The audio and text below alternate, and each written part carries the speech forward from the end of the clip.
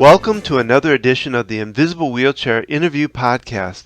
I'm Donald Grodoff, family coach with FamilyOCD.com, FocusedHealthyFamily.com, and of course, InvisibleWheelchair.com. In the Invisible Wheelchair interviews, I get the wonderful chance to interview some of the experts with obsessive-compulsive disorders, professionals that treat OCD, people who are going through or have been through OCD, parents and caregivers of those suffering from OCD, and of course anyone that advocates for treatment of OCD.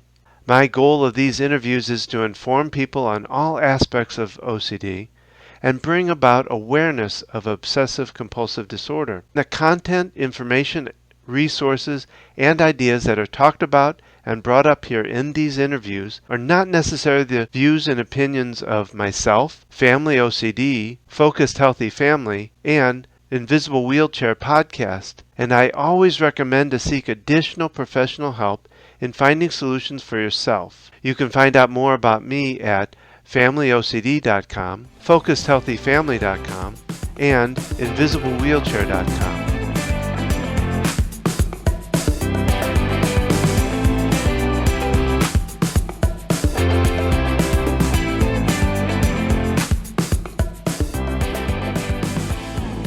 Today it is my great pleasure to introduce you through this podcast to J.C. Konecny.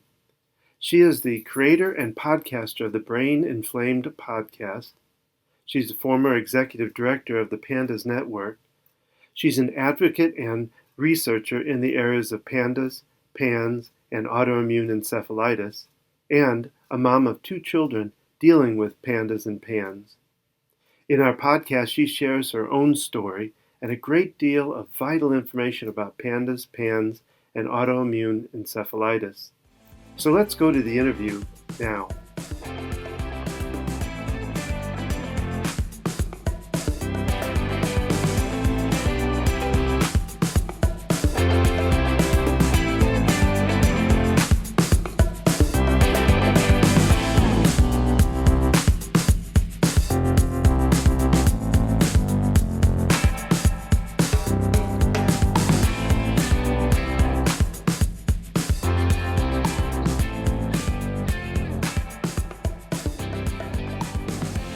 So, JC, thank you so much for being part of this Invisible Wheelchair interview, and I welcome you. Thank you so much. It's a pleasure and an honor to be interviewed. You know, with my guest, I always like to have my audience understand a little bit more about them personally, and so I offer to you to tell a little bit about yourself, to tell a story of maybe how you got started or something of that sort.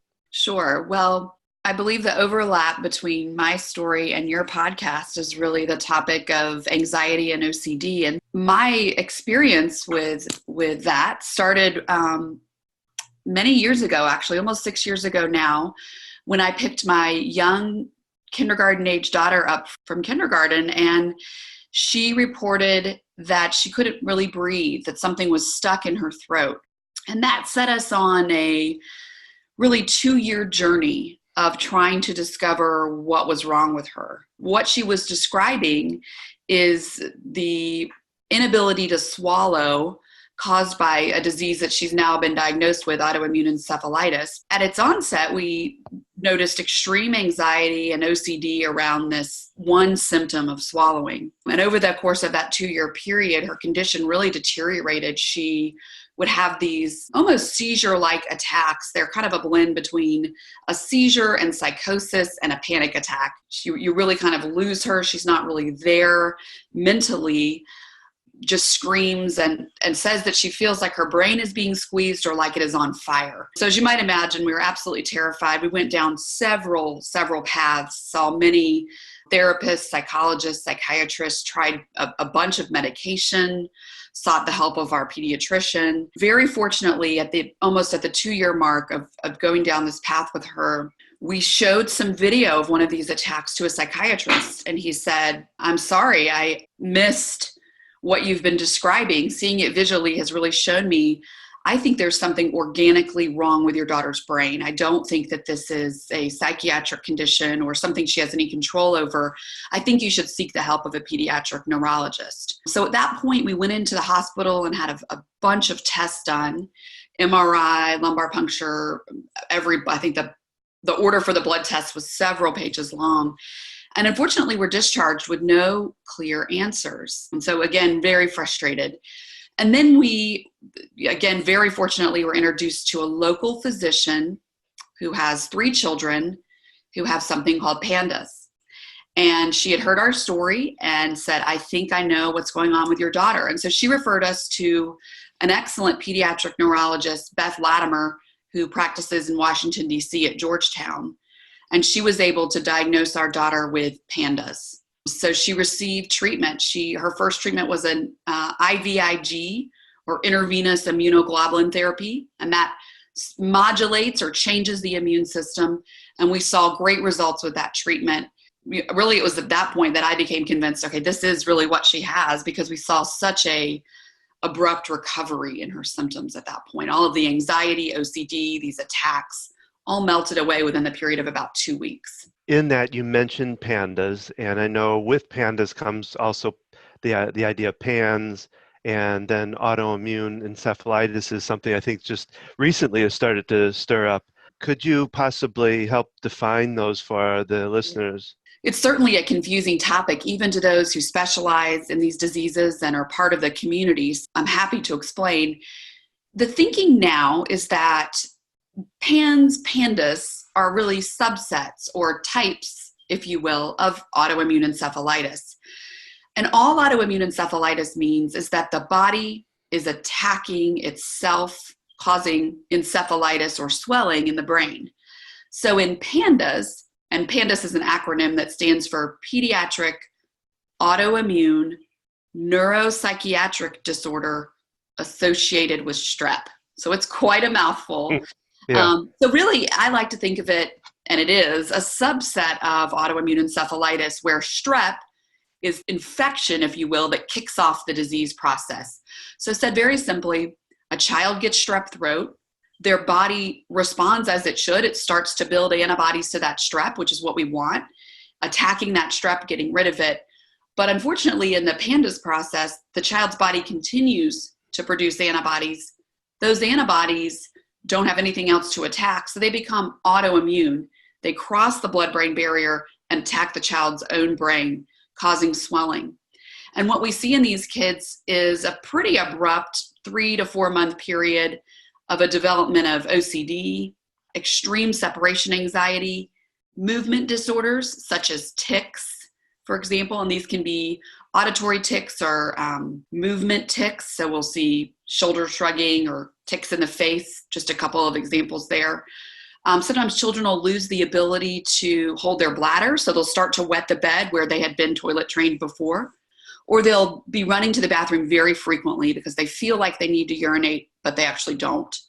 In my daughter, her first symptom was a basal ganglia related symptom. So feeling like you're going to choke because every time you swallow your own saliva, you feel it going down your esophagus. You actually feel it. There's a disconnect between the brain and the esophagus. Just a kind of obscure symptom that is part of the disease that she had as her sort of first reported symptom. PANS is really the same thing, except it's broader in that any infection can cause this kickoff of events. So a flu, a cold, some children are even flared by allergies to environmental triggers. So we can lump all of this under autoimmune encephalitis as the broad umbrella. And I really feel like it's helpful for folks to get away from worrying about or focusing on the label of what triggers the disease in their child and focus on the disease. Because, for example, for my girls, yes, strep was the first thing that triggered their disease. However, they're triggered by all kinds of things now because it's an autoimmune process, if that makes sense. It brings to mind just in the world I've been around, they're connecting that to OCD, and it sounds to me like it's really OCD comes about because of that. Yes. So it's really different than because most people are kind of calling it like just another form of OCD, but Sure. maybe you can help kind of distinguish what that difference is. Absolutely. In autoimmune encephalitis, PANS, PANDAS, OCD is a symptom of a root problem, the root problem being brain inflammation. And there are folks, and I would put myself in this category, who really believe that the root of anxiety, depression, most mental illness is really immunological. So there's a malfunction in the brain that's triggered by the immune system and causes these symptoms that we've called mental illness, these symptoms that we labeled as OCD are not diseases in and of themselves, but really symptoms of a process happening in the brain. In fact, I'm just back from a conference this past weekend held by Weill Cornell, where the topic was building a bridge between psychiatry and neurology, and really starting to think about mental illness as not mental illness, if you will, mental in quotes, but illness. The brain is not functioning as it should. There's a malfunction there or a disease process, and the symptoms then are anxiety, depression, etc. That leads me to one other thought then, Sure. if that's okay. Where would fight or flight play into that? Yes, that's an excellent question. So we know that there's proof scientifically that antibodies can cross the blood-brain barrier, causing brain inflammation. And we know there's certain parts of the brain that produce that fight or flight response, right? In my daughter, we call them attacks. It's really this animalistic primal brain reaction. Yeah. So the thought is that part of the brain is swelling or becoming inflamed, and the child is producing a fight or flight response. In my daughter's case, to absolutely nothing. She will literally be sitting, enjoying something that she loves. There'll be no trigger, and she'll all of a sudden say, oh my gosh, I feel it coming on, and it will hit her like a wave. There's another thought that in PANS, PANDAS, AE, dopamine receptors and dopamine modulation and control is not happening properly. So kids are getting flooded with dopamine at times when they shouldn't be. Here comes the fight or flight response that's inappropriate or undermodulated, if you will. So I know that this has been very much of a passion for you. You've done a lot of research and study. You've become kind of the expert and with that, you've developed a podcast that you're doing. Yeah. Tell why you started it and what the basis of it is. Shortly after my daughter's first remission, having IVIG and going into remission, I really believed she was cured and thought, okay, I've got to do something about this illness. It took us 2 years to become diagnosed. I'm super passionate about helping other parents. I think this is more common than people realize. And so at that time, I accepted a position as the executive director of the PANDAS network, and enjoyed that job, being part of a nonprofit. And then at about the 18-month mark, really decided to step back from that position to focus full-time on my daughter. She was starting to relapse. My other daughter was diagnosed with a more mild presentation of the same disease, but really realized at that time it couldn't be my full-time job to care for my children and then also run this nonprofit. So I started to scratch my head and say, okay, I still want to give back to the community. I still want to help raise awareness. What can I do? And personally, I love podcasts. I think they're a wonderful, efficient way to consume information. I'm a runner, so I love to listen to podcasts while I run. And as many busy parents, I'm not able to sit down in front of a computer or a book, unfortunately, to read. But I can pop in those earbuds and listen and consume information that way. And so I started researching, is there a PANS, PANDAS, AE podcast? And I couldn't find one that really presented information that parents could understand. And so I decided to start one.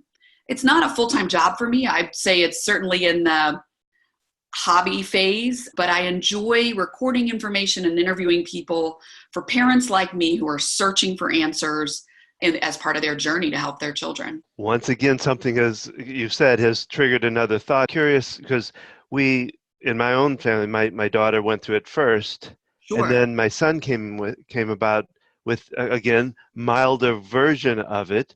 Yes. So is there some type of connection where the family, it runs in the family? How is, I don't know if there's a connection there somehow, but why another sibling would end up with similar situation? I think this is an important scientific question, and we're very lucky that Columbia University has a PANS PANDAS clinic or I shouldn't use the word clinic, I should use the word lab, because they're not actually seeing patients, they're doing research, and they have identified several genes that are statistically significantly appearing in children who are diagnosed with PANS, PANDAS, autoimmune encephalitis. So this information is very newly discovered, and is to be published very soon. So I'm looking forward actually to interviewing those researchers on my podcast so they can share the full breadth of their research and explain this genetic component. But the short answer is yes, there is a genetic factor at play here. In my advocacy work,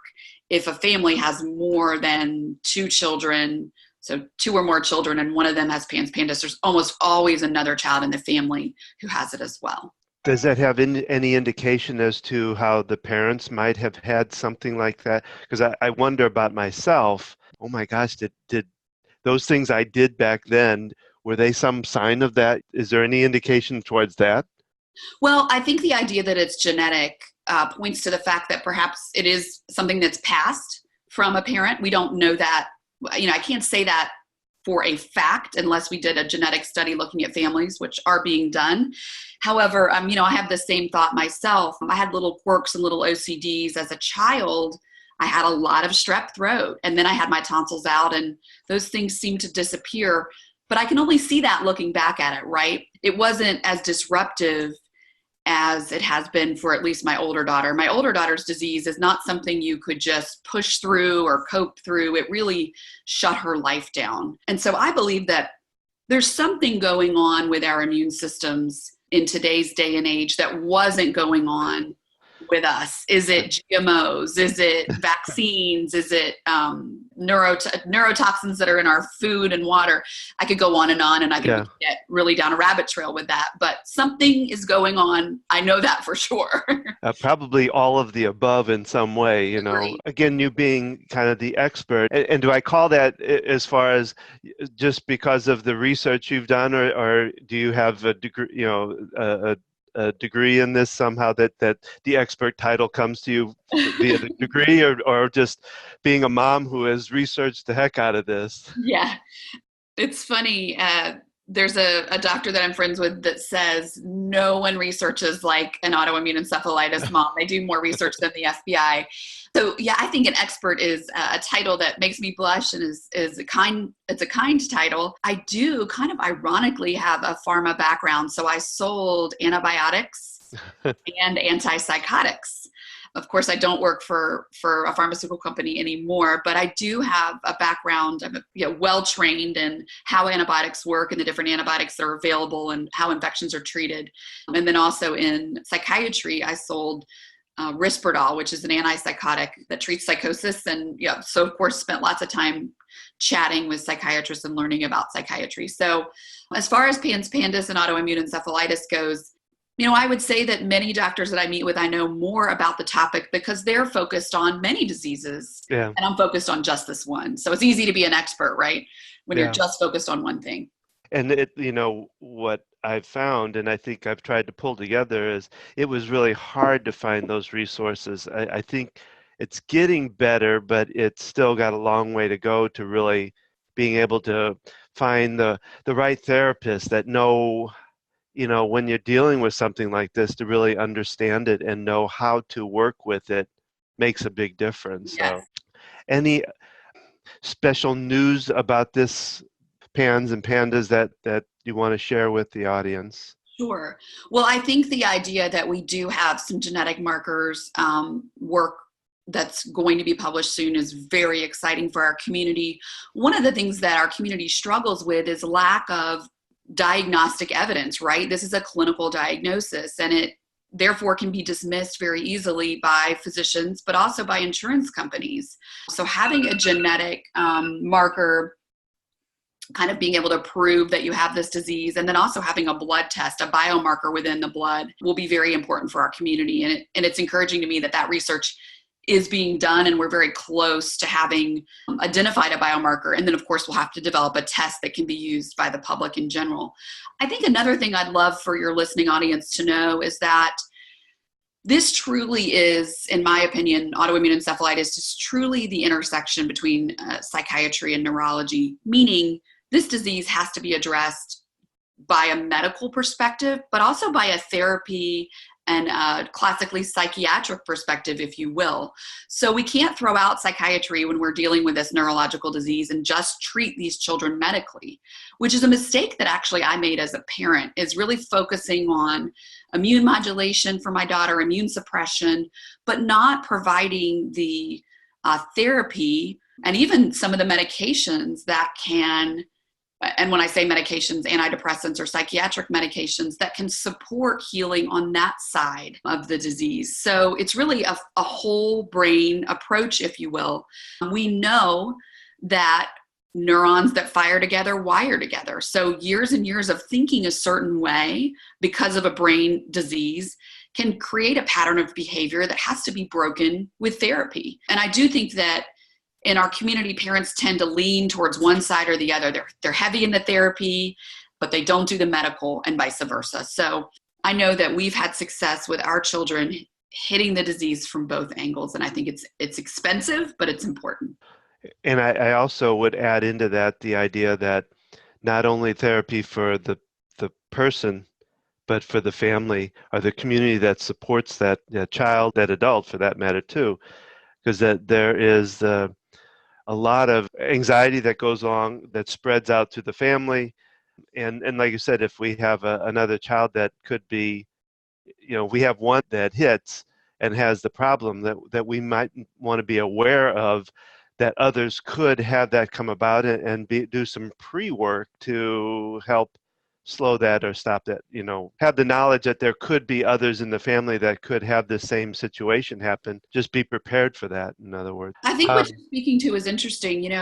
Our families walk on eggshells, right? When you have a child who cannot modulate their response, they over respond to things or they explode at times when you wouldn't expect them to. Well, that creates almost a war-like environment in your house. And so what do we all suffer from? Post-traumatic stress. And I think I say that sort of tongue in cheek, but in our family, we really have had success addressing post-traumatic stress disorder, which we all suffer from, including our daughter who's most sick, because she really has had her brain hijacked, right? How stressful to sit down and try to do schoolwork. You're able to do it one day. The next day, you can't get your brain to function properly because it's swollen. So we've had really good response with addressing PTSD head on, naming it, and seeing therapists that really specialize. We use EMDR, which is something that is really important, I think, as we explore how to address PTSD and guys and gals returning from war zones, but also in families who've dealt with really traumatic illnesses. But I also think it's important to craft an appropriate narrative for the family and help the family not revolve around the disease once healing takes place, and change the narrative and change the behavior so that the family can start to function more normally again, which of course is a huge task and really does involve professional assistance, I think. And what is normal? There is no normal, right? Yeah, the abnormal is normal, and at least in our life. Well, Jace, it's been a real pleasure to have you on here, and you've shared with us some really good information, and I very much appreciate that. Can you lay out for the audience how if they wish to get a hold of you, different ways that they might be able to find out information about your podcast, about you? How would they do that? Sure. So the podcast is called Brain Inflamed, and you can listen to it anywhere that you listen to podcasts. So Podbean, for example, or iTunes, just search Brain Inflamed. You'll find the podcast there. Also, we have a really robust, and I've learned so much from this group of people. We have a secret or private Facebook group. And what that means is you just have to request to join the group. And then what's said in the group can't be seen by anybody outside the group. That group is called Brain Inflamed Podcast Chat. And so if you were to just type those words into the search part of Facebook, when you're searching for a group, Brain Inflamed Podcast Chat, you can request to join. We'll let you in the group and you can discuss the podcast, ask questions about what you hear on the podcast, or PANS, PANDAS, autoimmune encephalitis in general. And then a third way folks can connect is on Instagram, brain_inflamed _podcast. And there I post a lot. I post a lot of recordings, actually, videos and stories. And then also on Instagram TV, I'll post longer videos on topics that relate to PANS, PANDAS, and autoimmune encephalitis. So my goal is to support our community, but also to reach new parents who might be struggling with a child who has a tic and not realize that actually their tic is a symptom of a PANS, PANDAS process. So that's just an example. I really hope to reach a wider community of parents who are looking for answers for their children. Well, again, I am so appreciative that you've been part of this and that you shared your time with us. And I thank you for being here. Well, thank you for the work that you do. I just am really grateful for the opportunity to connect and to reach folks that listen to your podcast. So thank you for your time.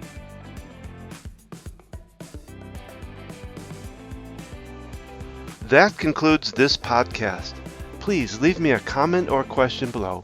That gives me good direction where to go on future podcasts. I would love to hear your invisible wheelchair stories if you're willing to share it. If you would, go to invisiblewheelchair.com and click on Tell Your Story. I want to remind you that OCD, obsessive compulsive disorder, is treatable, and I can help you get past OCD. So if you have heard this podcast and others, and you feel like you need further assistance and would like to spend some time with me working through any issues you have, then feel free to book a session at focusedhealthyfamily.com or familyocd.com, or you can call me at 704-562-1630. I also offer $85 off initial discovery session if you mention that you heard it on this podcast. Finally, don't forget that there is a tapping recording that coincides with this podcast you may want to take advantage of. I hope you have enjoyed this podcast and will join me for the next one. Remember to keep tapping, talking, and transcending your life to new heights. Thank you, and have a great day.